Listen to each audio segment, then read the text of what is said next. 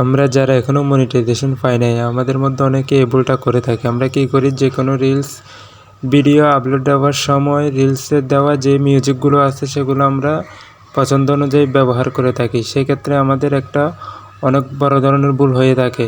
Facebook কখনো যতক্ষণ না আপনাকে ইনভাইট করবে না মিউজিক ব্যবহারের জন্য, তার আগে যদি আপনি এই মিউজিকগুলো ব্যবহার করে থাকেন তাহলে কখনো আপনি মনিটাইজেশন পাবেন না, বরং পুলিশ ইস্যু চলে আসবে। তাই আমি আপনাদেরকে সঠিক নিয়মে মিউজিক ব্যবহার করার পদ্ধতি আজ দেখিয়ে দিই। আপনি আপনার গুগল ক্রোম ব্রাউজারটি ওপেন করবেন। ওপেন করার পর আপনার ফেসবুক আইডিটি লগ ইন করে থাকবেন যদি লগ ইন দেওয়া না থাকে। লগ ইন দেওয়ার পর সেখান থেকে আপনি কী করবেন, অল টুলে ক্লিক করবেন। অল টুলসে ক্লিক করার পর সাউন্ড কালেকশন দেখতে পারবেন।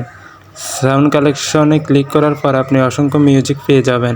এখান থেকে আপনি আপনার পছন্দ অনুযায়ী মিউজিকগুলো ব্যবহার করতে পারবেন। এছাড়া এখানে সার্চ বার রয়েছে, সার্চ বারে ক্লিক করে আপনি যে ধরনের যে কোয়ালিটির মিউজিক চান সব ধরনের মিউজিক এখানে পেয়ে যাবেন। এছাড়াও এখানে কিছু ইনস্ট্রাকশন দেওয়া আছে, এগুলো পরে দেখবেন। তারপর এখান থেকে কপি লিঙ্কে ক্লিক করার পর আপনার যে রিলস ভিডিওটা ফেসবুকে দিবেন সেখানে ডিসক্রিপশন বক্সে এটা কপি পেস্ট করে দিবেন। তাহলে আর কোনো ধরনের কপিরাইট ইস্যু বা পলিসি ইস্যু আসার সম্ভাবনা নেই। ধন্যবাদ সবাইকে।